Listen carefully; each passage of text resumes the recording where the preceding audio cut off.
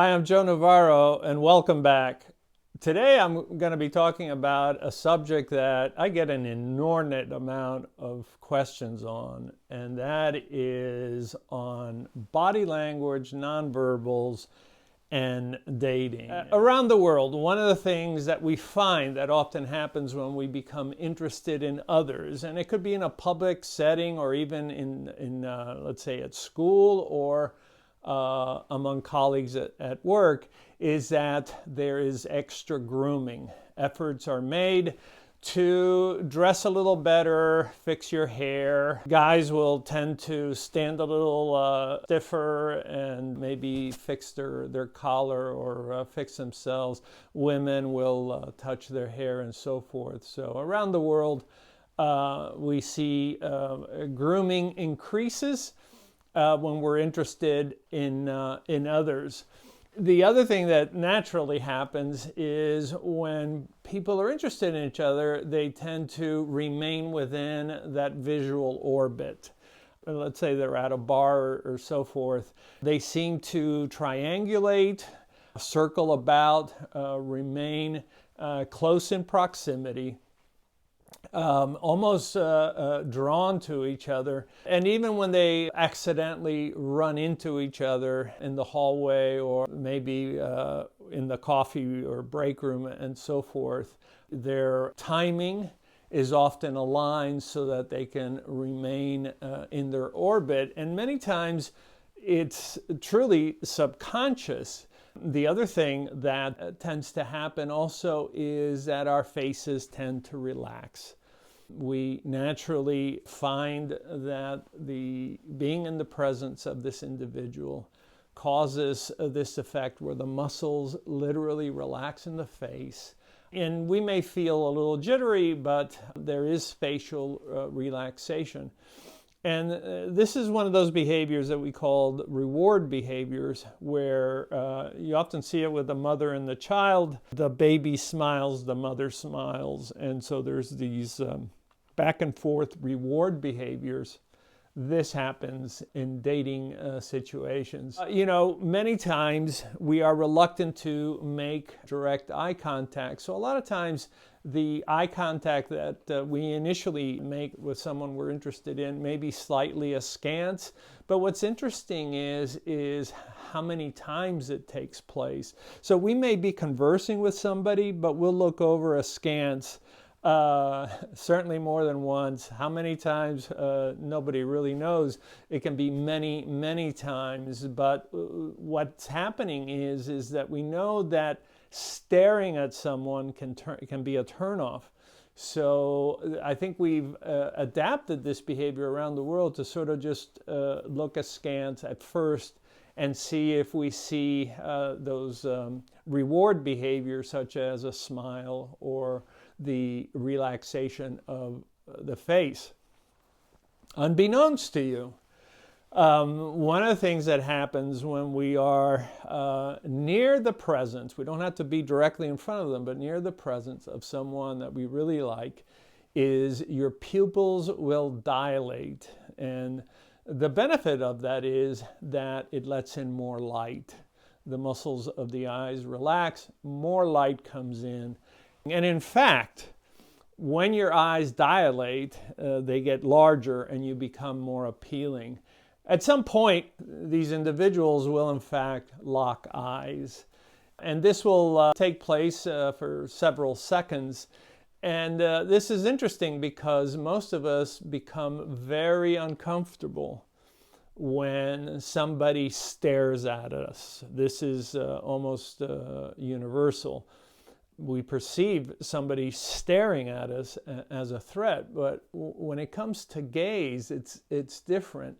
And what I look for is that what is the reaction of the person who is staring at you or looking at you. I've had students in class say, well, how do you know when somebody's interested in me? And, I say, well, if you stare at them and their face relaxes or they smile or you see them engage with you, in a friendly way, then most likely they are interested in you, because we humans really don't like to be stared at.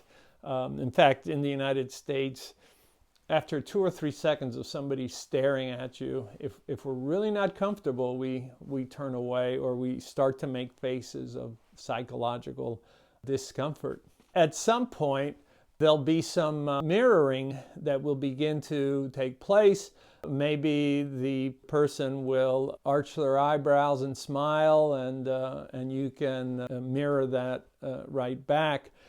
Isopraxis, same behavior, what we call mirroring, really is a powerful tool to communicate that I'm comfortable with you.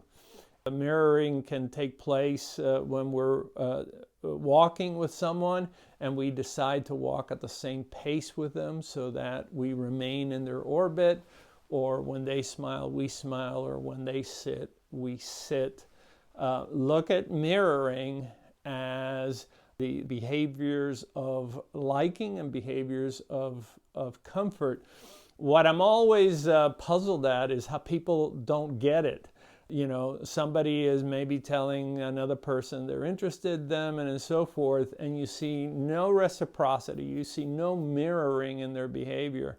Maybe they remain stiff, maybe their faces become very tight, but certainly they're not mirroring the way they're sitting, their posture, and so forth. And you know, you can always go back to mirroring is one of the best examples that tells us that we're getting along. I always teach synchrony is harmony, and so when we don't see synchrony, when we don't see mirroring, there is some sort of psychological discomfort. At some point, you know, people will come together. We go from orbiting each other, we go from running into each other occasionally to standing ever closer. And what we don't always notice is how powerful that attraction is. I've seen people, for instance, who are in a business setting and they're very attracted to each other, and their feet will remain in place, but their bodies are leaning forward. They're so eager to be in each other's orbit. We emit pheromones, and we are absorbing each other's pheromones when we're in close proximity. We want to smell each other. Smell, our body chemistry is very much a part of this area of love signals, or the vocabulary of romance. What's interesting is, and I think there's a lot of empirical examples of this, that we actually prefer, in the dating arena around the world, we actually prefer the natural scent of the individual more so than the artificial perfumes and colognes and so forth. Once we're within very close proximity, and I'm talking less than a meter, less than 3 feet, then several things begin to happen. The voices begin to change. Obviously, we don't want the whole world to hear what we're talking about. How frequently we look at each other changes. Our chemistry changes because our heart rate often increases, and we may feel the temperature, our own temperature, increasing as we get in close proximity. And of course, there's always the opportunity to touch hands and so forth. So by becoming closer in distance to the other person, we're also communicating that we are, in essence, trusting them. Remember, when we look at spatial needs, public distance is out several meters, then we have the social distance, then we have the interpersonal distance, and then we have the intimate distance, right around 3 feet. And we're starting to get into that area where we only let the people that we trust in that space. So in essence, we are bargaining with ourselves that, okay, I want this person close, but I still have my natural reservation. So it's a delicate time, and that's why oftentimes you see a lot of nervousness in that initial closeness or approximation. It's because your part of your brain is saying, let this person close. The other part of the brain is saying, I don't know anything about this person. And so that dichotomy is going on. At this point, then you begin to see things that are actually quite powerful. We've already talked about pupil dilation. That will certainly remain. You'll see more relaxation of the face. You'll see more smiling. You'll see more laughter. You often see this in dating situations where each partner is sort of laughing at anything that is said.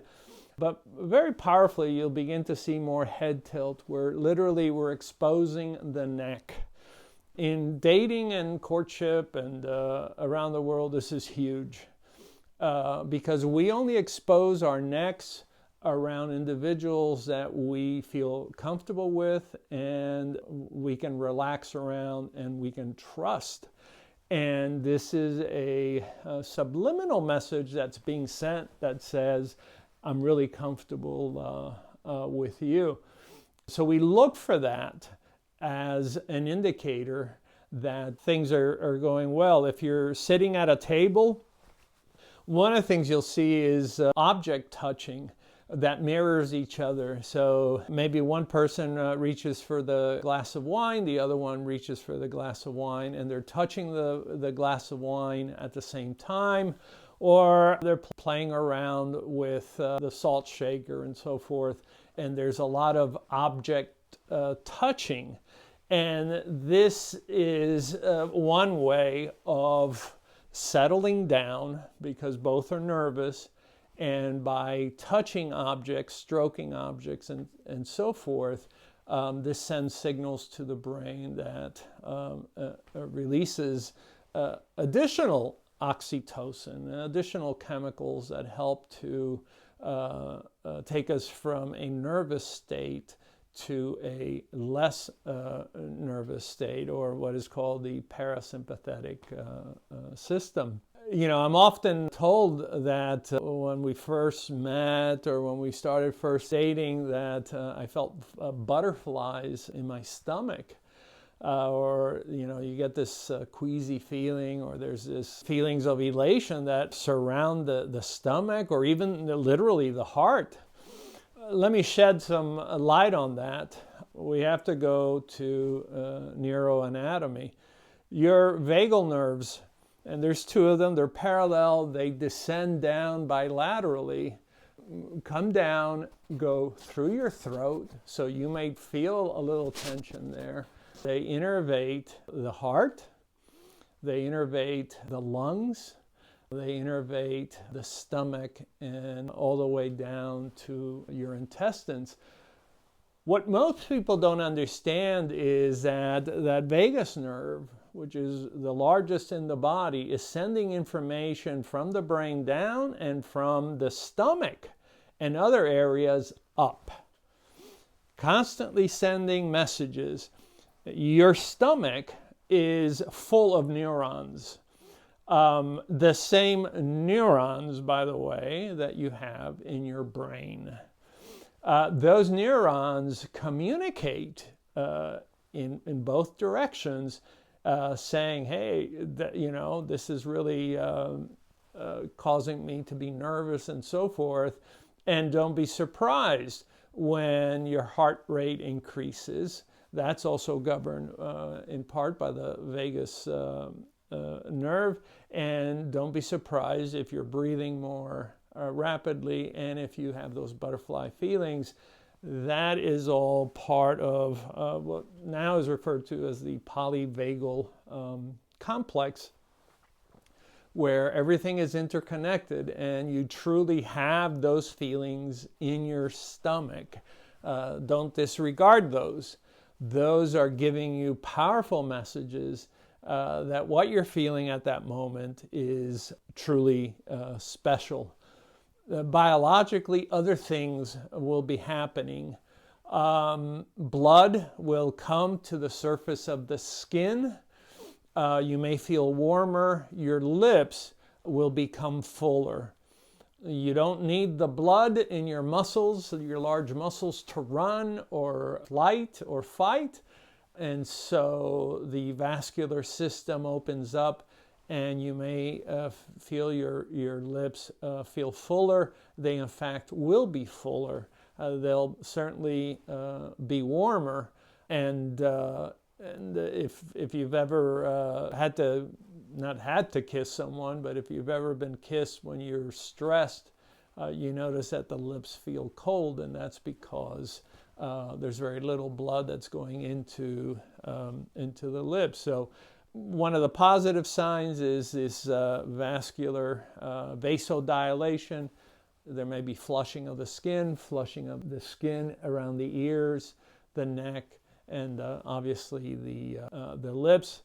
There may be some playful teasing where there's a lot of lowered chin joined with looking askance. There may be some shoulder shrugs. David Givens talks about how we use the shoulders, which on most people is a very large area compared to other parts of the body, that get our attention and are very attractive, if not seductive, in fact, and that's why we see them often in fashion magazines. So the movement of the shoulders, the touching of the shoulders and so forth, that's part and parcel of it.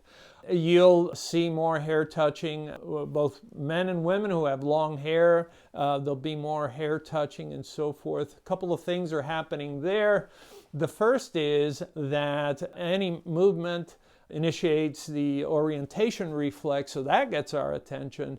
And then, of course, touching of the hair is a pacifier, and it also causes attraction. And so you'll see an increase of that. You'll see an increase in grooming. Even guys wearing T-shirts, you'll see them pulling up their T-shirts, fixing their T-shirts and so forth. That's all part of the process. There may be an increase in blink rate. That sometimes happens. There may be attempts to adjust sitting to gradually get closer together. There may be orientation of the hands so that the hands come together and accidentally touch.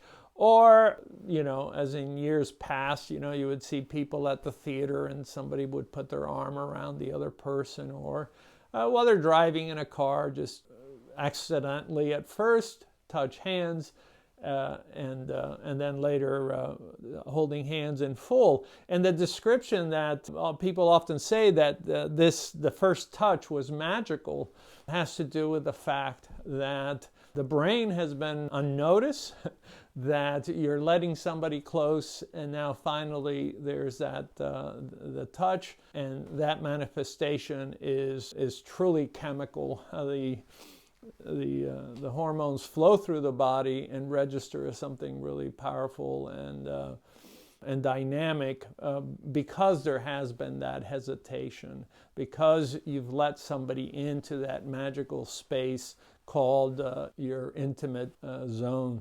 Around the world, we see so much similarities in these behaviors, and it's a reminder that here, one of the most important things in our lives, mate selection, is really based on nonverbal communications. It's based on how we visually are impacted by an individual.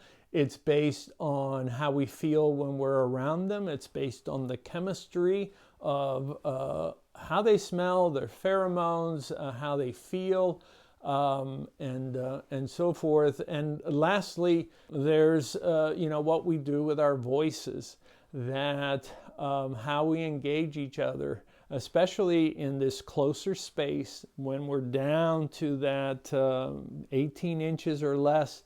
Now our voices change. We tend to lower our voices, and we tend to even change how we talk to each other, so that in essence we become more impressive in this area of intimacy.